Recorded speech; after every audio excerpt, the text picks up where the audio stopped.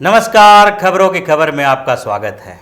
चीन के खिलाफ उसके कुछ पड़ोसी देशों ने ही मोर्चा खोल दिया है। हालांकि उन लोगों ने इसके कारण मोर्चा नहीं खोला है कि कोरोना वायरस के संक्रमण के वो भी शिकार हो गए हैं, लेकिन कहीं न कहीं कोरोना वायरस के कारण चीन के खिलाफ जो पूरी दुनिया में एक आवाज़ उठ रही है, चीन को इसके लिए जिम्मेदार बताया जा रहा है, उसका भी एक आधार है। कम से कम इसके कारण इन देशों को जो आधार मिला है, जो मजबूती मिली है, जो समर्थन मिला है, उसके कारण चीन के खिलाफ मोर्चा खोलने के लिए तैयार हो चुके हैं। कंबोडिया, लाओस, थाईलैंड और वियतनाम, इन देशों ने चीन के खिलाफ एक मोर्चा बनाना शुरू कर दिया है, क्योंकि इन देशों को चीन ने इस तरह से प्रताड़ित कर दिया है कि यहाँ पर भी वहाँ के जो लोग हैं वो चीन के खिलाफ आवाज़ उठाने लगे, सड़कों पे आ गए, प्रदर्शन करने लगे, और जिसके कारण यहाँ की सरकार को ये सोचने के लिए मजबूर होना पड़ गया है कि आखिरकार कितने समय तक चीन के साथ हम ऐसे संबंध बनाए रखेंगे जिसमें एक तरफा चीन हमें प्रताड़ित करते रहे, शोषित करते रहे और हम शिकार होते रहें और उसके दबाव में हम हर निर्णय लेते रहें। ये मामला आया मेकांग नदी के पानी से। मेकांग नदी का पानी जो इन देशों के लिए एक आर्थिक आधार का रीढ़ की हड्डी बताई जाती है, कंबोडिया, लाओस, वियतनाम, थाईलैंड में जो इन देशों में का अर्थव्यवस्था है, वहाँ की कृषि और उसके साथ साथ मछली का जो इंडस्ट्री है, तो उसमें मेकांग नदी की एक बड़ी भूमिका मानी जाती है। लेकिन पिछले कुछ सालों से मेकांग नदी के पानी को लेके चीन एक नई रणनीति बना रहा है। चीन ऐसे भी जो भारत के साथ भी ऐसे घटिया राजनीति चीन करता रहा है और ब्रह्मपुत्र नदी के पानी को लेकर कई बार विवाद हुए हैं चीन के साथ, वैसा ही कुछ इन देशों के साथ भी चीन करता रहा है। पिछले जो इस बार का जो मौसम रहा है उसमें भी चीन ने कुछ ऐसा ही किया। चीन ने मेकांग नदी का पानी रोक के रख लिया और जिसके कारण लाओस में सूखा पड़ गया है। थाईलैंड, कंबोडिया, वियतनाम में भी स्थिति खराब हो गई और उसके बाद लाओस में ज़्यादा प्रदर्शन होने लगे, विरोध प्रदर्शन होने लगे। लाओस के जो मछुआरे हैं, जो किसान हैं, वो इतने परेशान हो गए कि चीन के खिलाफ वहाँ पर आवाज़ उठने लगी, चीन के खिलाफ प्रदर्शन होने लगे और इसके कारण चीन परेशान हो गया, घबरा गया कि आखिर जो हमारे नज़दीकी पड़ोसी देश हैं वो अगर हमारे खिलाफ मोर्चा खोलेंगे तो इससे हमें और कमज़ोर कर दिया जाएगा और जो देश, जो दूसरे देश ये जो देख के रखे हुए हैं, जो चीन के इस बढ़ती हुई महत्वाकांक्षा पर जिनकी नज़र है, उनको भी इसका मौका मिल जाएगा और ये मौका मिले भी। इसके कारण चीन के जो विदेश मंत्री वांग यी हैं वो लाओस गए। लाओस के दौरे पर जाकर वो वहाँ पर ये समझाना चाहते थे कि मेकांग नदी का पानी जो उसका बहाव जो नीचे के स्तर पर कम हुआ है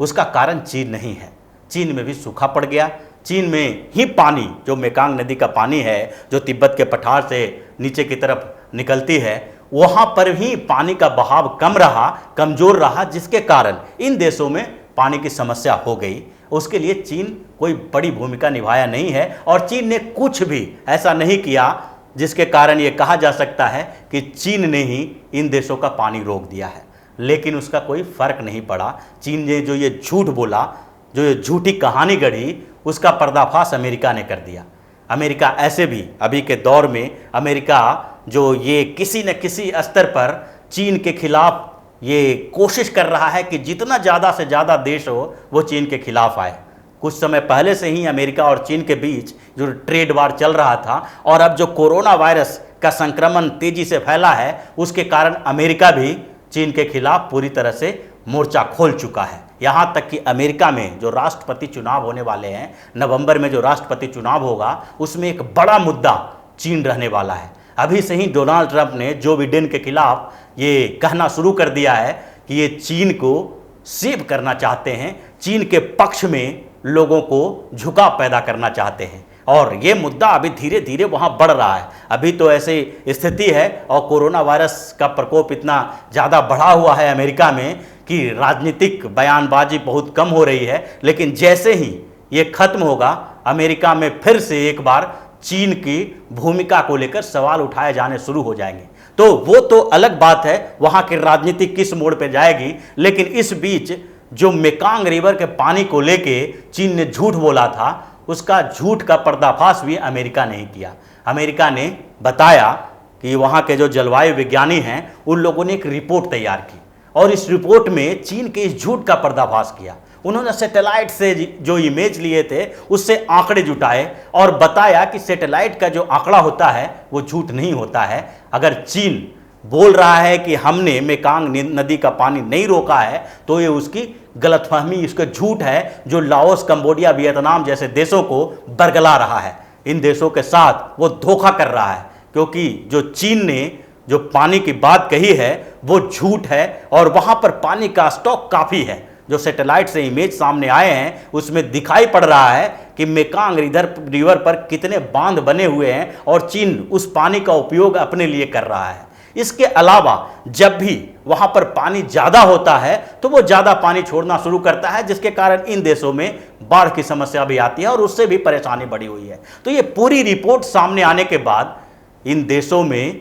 चीन के खिलाफ गुस्सा और तेज़ी से बढ़ने लगा। लाओस, वियतनाम, थाईलैंड और कंबोडिया जैसे जो उसके निकट पड़ोसी देश हैं उसके खिलाफ मोर्चा वहाँ पर खोल दिया है और इन लोगों ने इन देशों में जिस तरह से चीन के खिलाफ आवाज़ उठ रही है उसके बाद यहाँ स्ट्रेटजी बदलती नजर आ रही है। हालांकि ये जो देश हैं वो ज़्यादातर चीन के साथ व्यापार पर निर्भर हैं और चीन कहीं न कहीं से परोक्ष रूप से यहाँ के राजनीति को प्रभावित करता रहता है, डील करता रहता है। किसी न किसी स्तर पर चीन का प्रभाव इन देशों में बहुत ज़्यादा है और इसके कारण ये लोग जो थे यहाँ, ये जो 3, 4, 5 देश हैं, ये किसी न किसी तरह से चीन के खिलाफ डायरेक्ट बोलना नहीं चाहते हैं। ये चाहते हैं कि किसी न कोई हमारे सपोर्ट में ऐसा आए, कोई ऐसी महाशक्ति आए जिसका सहारा लेकर हम इन जो चीन है, जो चीन ने यह अमानवीय व्यवहार किया है और हर साल यह ऐसी स्थिति आती है, हर साल चीन हमें बार्गेन करता है, ब्लैकमेल करता है हमारे साथ और जो ये हर साल इस समस्या का जो हमें जूझना पड़ता है इस समस्या से, उसका एक तरह से देखा जाए तो पूरी तरह से एक ऐसी रणनीति बने जो चीन पर दबाव बने और चीन से इस तरह से हम डील कर सकें कि भविष्य में चीन ऐसा काम न कर सके। और इसके लिए जब अमेरिका का सपोर्ट उसे मिला तो उसके पास ये आधार बन गया कि कहीं न कहीं अगर चीन हमारे खिलाफ कोई कार्रवाई करता है तो उसके बाद अमेरिका हमारे साथ खड़ा होगा और अमेरिका के साथ साथ भारत का भी सपोर्ट इन लोगों को मिल रहा है। इन देशों में भारत का भी सपोर्ट है और चाइना के खिलाफ जो वहाँ पर रणनीति बन रही है उसमें भारत और अमेरिका की बड़ी भूमिका मानी जाती है। ट्रंप और मोदी ने मिलकर ये योजना बनाई है कि जिस तरह चीन अलग अलग क्षेत्रों में जो उसके विरोध में जाते हैं, उन देशों के आसपास के देश जो हैं, पड़ोसी देश हैं, उसके साथ अच्छे संबंध बनाकर उसको घेरने की कोशिश करता है। अब वही नीति चीन के खिलाफ बनानी होगी और इसके लिए जो निर्भरता कंबोडिया, वियतनाम, थाईलैंड, लाओस जैसे देशों को चीन के ऊपर है, उस निर्भरता को सबसे पहले कम करना होगा। तभी ये देश हैं जो चीन के खिलाफ कुछ खुलकर बोल सकते हैं। और इसके लिए जो ट्रेड रूट है, जो ट्रेड रूट भारत के साथ मिलता है, अब बे ऑफ बंगाल से भी या और म्यांमार होते हुए भी इन देशों तक पहुंचा जा सकता है,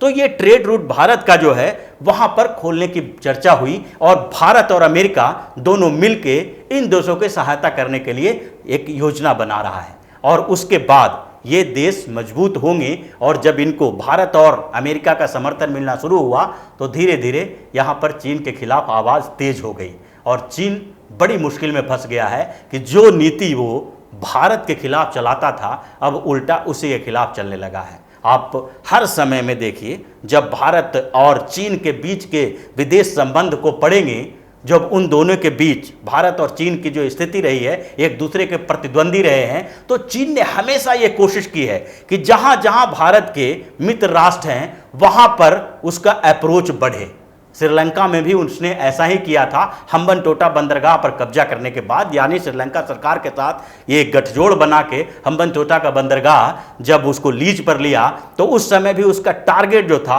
वो भारत ही था। लेकिन बाद में श्रीलंका की सरकार बदली, अब भारत का पक्ष वहां मजबूत होता दिखाई पड़ रहा है। पाकिस्तान को जो चीन समर्थन देता है उसके पीछे भी सबसे बड़ा कारण यही रहता है कि किसी न किसी तरह भारत को एक पाकिस्तान के साथ उलझा के रखा जाए ताकि भारत मजबूती से अपनी बातें न रख सके और मजबूती से उभर न पाए। वैश्विक पटल पर जो भारत के जो छवि है वो कहीं न कहीं कश्मीर और पाकिस्तान को लेकर एक कमज़ोर छवि बनी रहे, और इसके लिए भी बार बार चीन कॉन्स्पिरेसी करता रहता है। लेकिन अब जो इसकी पूरी चाल है वो उल्टी पड़ गई है, और भारत अमेरिका दोनों मिलके चीन को एक इस कूटनीति का जवाब देने की तैयारी कर रहे हैं, और दोनों ने इस स्ट्रेटजी पे काम करना शुरू कर दिया है। इसके बाद जब चीन के पड़ोसी जो देश हैं, जो निकटतम पड़ोसी देश हैं, वहाँ पर जो चीन के खिलाफ आवाज़ उठ रही है उसको दबाना इतना आसान नहीं है। जब वहाँ के मछुआरे किसान प्रदर्शन कर रहे हैं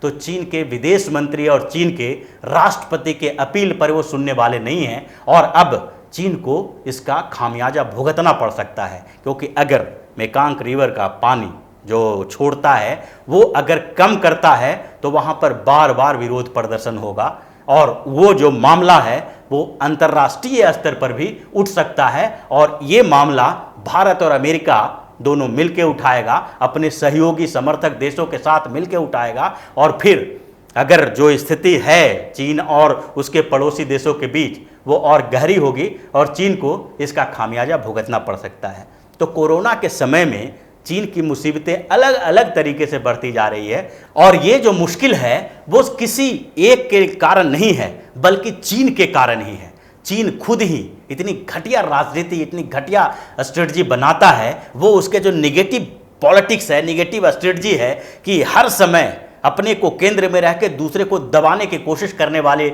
उसकी नीति है, वही उसका सबसे बड़ा दुश्मन बनता जा रहा है। जिस तरह उसने कोरोना के संक्रमण के फैलाव को रोकने के लिए जो वैश्विक स्तर का प्रयास था उसको कमज़ोर करने की कोशिश की, जानकारियां छुपाई, इसके सही तरीके, सही जो जानकारी थी वो लोगों को नहीं बताया, दूसरे देशों को नहीं बताया, और उसके बाद अलग अलग क्षेत्रों में, चाहे एशिया हो, अफ्रीका हो या यूरोप के देश हों, हर जगह पर जो अपनी निगेटिव रणनीति बनाता है उसका खामियाजा ही आज उसको भुगतना पड़ रहा है। और अब जब उसके आसपास के देश उसके खिलाफ होंगे तो फिर चीन कहीं का नहीं रहेगा, क्योंकि अमेरिका और यूरोप और एशिया के कई देश पहले से ही चीन के खिलाफ मोर्चा खोल रखे हैं। एक सही समय का इंतजार कर रहे हैं जब चीन को पटखनी दे सकें और चीन के इस पूरे कॉन्स्पिरेसी को उजागर करके फिर से उसको इसका खामियाजा भुगतने के लिए मजबूर कर सकें। तो इसी तरह की खबरों के साथ फिर से हाजिर होंगे, तब तक के लिए बने रहिए हमारे साथ, देते रहिए हमें सहयोग,